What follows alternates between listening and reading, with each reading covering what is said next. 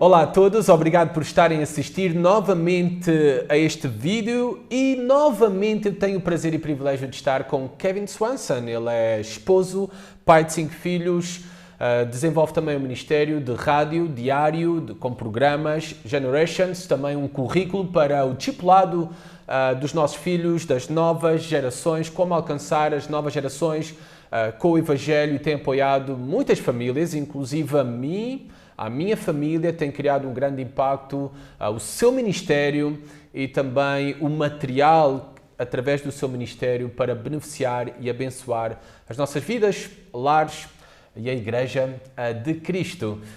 E neste vídeo vamos abordar outros temas, aproveitando da melhor maneira a oportunidade de estar com o Kevin. E primeiramente eu gostava que pudesse falar sobre a importância da família, da Igreja e do Estado. Como é que eles se relacionam e quais os cuidados nesse relacionamento? We need to start at some fundamental things. We need to go to the contrast between the humanist worldview and the Christian worldview, or the biblical worldview. The humanist worldview effectively says that the state is everything, and the church and the family are allowed to exist within the rubric or the sphere of the state. But that's a humanist worldview. The biblical worldview is this is God's authority, this isn't the state's authority. So all authority has been given to Jesus Christ. All authority belongs to God, and it's been given to Jesus Christ, and the family and the church and the state are all given jurisdiction or authority from Jesus Christ. And so the state does not have the authority to take the responsibilities of the church, nor does it have the responsibility to take control over what is happening with the family. So what happens is when the jurisdictions are confused and when the state takes authority that does not belong to it, or when the family or the church takes responsibility that does not belong to it, we begin to experience systemic failure. That's the point at which society breaks down. That's the point at which the family, the church, and the state break down. So, in the modern world in which the state has attempted to control the family, we begin to see a systemic breakdown of the family. The same thing happened in other periods of time in which the state had control over the churches. Whenever the state took control over the churches, then we begin to see systemic breakdown in the faith or in the state church in countries like England or Germany or France or elsewhere. So what we want is to be sure that the family, the church, and the state are held to the jurisdictional authority that's been given to it in Scripture by God Almighty Himself. God has given the state the responsibility to punish criminals and to defend the borders of a country. God has given the responsibility of the family to the issues of education and to feeding the children, to having children and such. And of course the church has responsibility for evangelism, for preaching the Word of God, and for the sacraments, baptism and the Lord's Supper. So what we want to be sure is that Christians are well aware of the responsibilities or obligations or the jurisdictional authority that God has given to each of these 3 spheres. And I think we need to see some correction in terms of the way we view this and in terms of the way in which nations are functioning today. We certainly are seeing a breakdown of the family and a breakdown of the church and a breakdown of the state, largely because the state and the family and the church have not really held themselves to the jurisdictional authority or to the boundaries that have been laid out to these spheres by God Himself. Remember, it's God who established these institutions. God established the state. God has established the family, and God has established the church through Jesus Christ. So let's be sure we submit all of these 3 areas to the authority of Jesus Christ and call these spheres back to the jurisdictional boundaries that God has set out for it. Amém.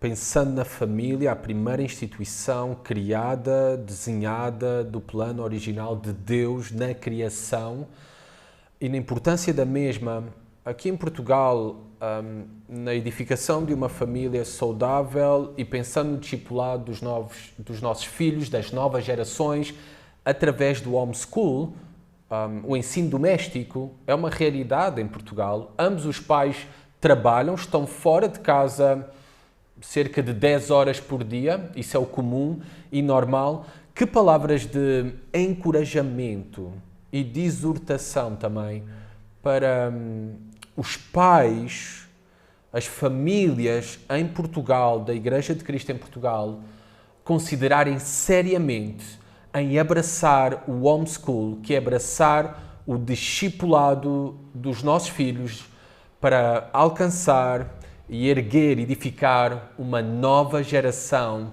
para a glória do Senhor aqui em Portugal. Que encorajamento tem para nós?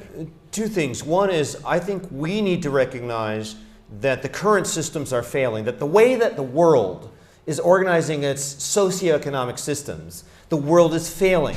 The world has introduced the disintegration of the family, where the father has left the home, the mother has left the home, the children are shuffled off to the classrooms, and there's very little contact left, very little opportunity for the family to reintegrate.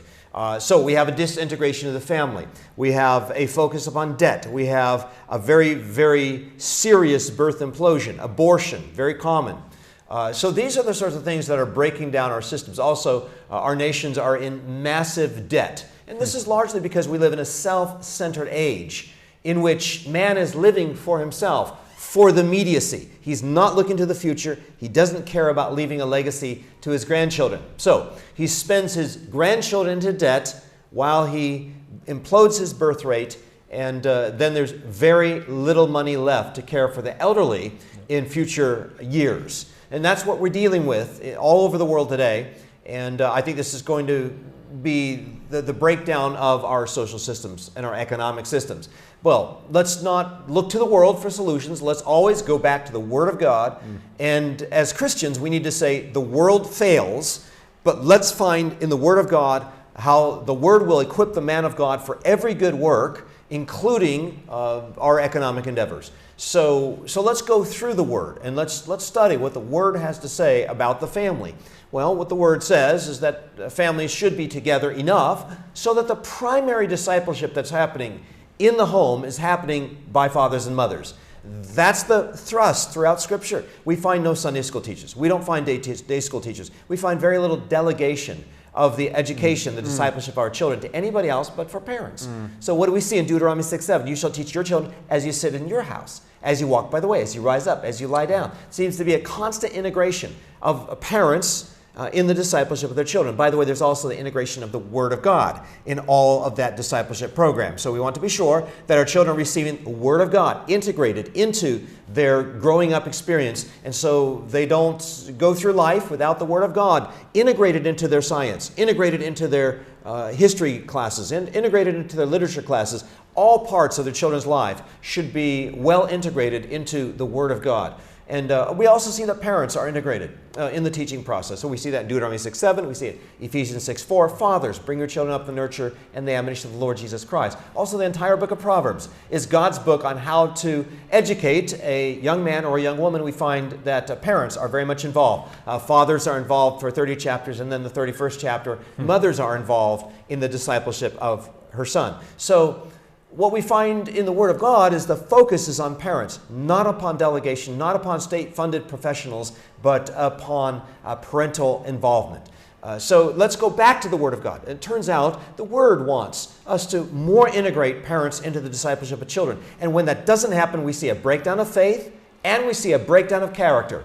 And we're seeing that among churches and among our nations today. We're finding a breakdown of the character of each successive generation, largely because mothers are away from the home and fathers and mothers are not really investing the time necessary to disciple their children. So what we really need to do is bring back a biblical model for our entire socioeconomic systems. Let's look to the Word of God. What do we find? But that mothers are very much involved in the upbringing of their children. In fact, in 1 Timothy chapter 5, verse 17, the Apostle Paul says, I would that younger women marry and manage their households. That is, they are what is referred to in the Greek as oikos despoteos. That is, they're managing the household. That's the center focus of mothers or wives, as defined by the Word of God. So now, they do have an economic role. We find that throughout Scripture, yes. Proverbs 31 presents an economic role for the woman in the house. But the central focus of that woman's role, according to 1 Timothy 5:17, and also according to 1 Timothy 2, verses 9 through 15, is that woman is very much involved in managing the home, overseeing the home on a day-to-day basis. So it's not something that's delegated, it's something that is maintained by a wife or a mother in the home. So let's get back to the Word of God. Let's bring these principles back. Let's begin to equip the man and the woman of God for every good work, especially in the area of the socioeconomic systems. And we're going to find that we will be reforming the way we do our families, the way we do work, the way we do our churches, the way we do all of life by the Word of God. We must renew our minds by the Word of God because the world is failing. But I believe that the Bible gives us solutions, and we need to equip the man and woman of God for every good work, especially in this socioeconomic context, especially in the area of educating our children with a God-centered view and with a Bible-integrated approach, so as well as a parent-integrated approach. So these principles are something we need to bring back in this generation, for sure. Uau! Deus nos ajude na sua graça e misericórdia. Podemos continuar a levantar uma nova geração fiel ao Evangelho. Não somos apenas chamados a sermos arautos do Evangelho, mas guardiões do Evangelho e entregar fielmente esse Evangelho às novas gerações. Comecemos nos nossos lares com a ajuda do Senhor, a graça do Senhor em todas as coisas. Que o Senhor continue a abençoar as vossas vidas. Também sigam os próximos vídeos. Que Deus vos abençoe grandemente. Antes só de terminar aqui, Kevin, I just want to ask you where we can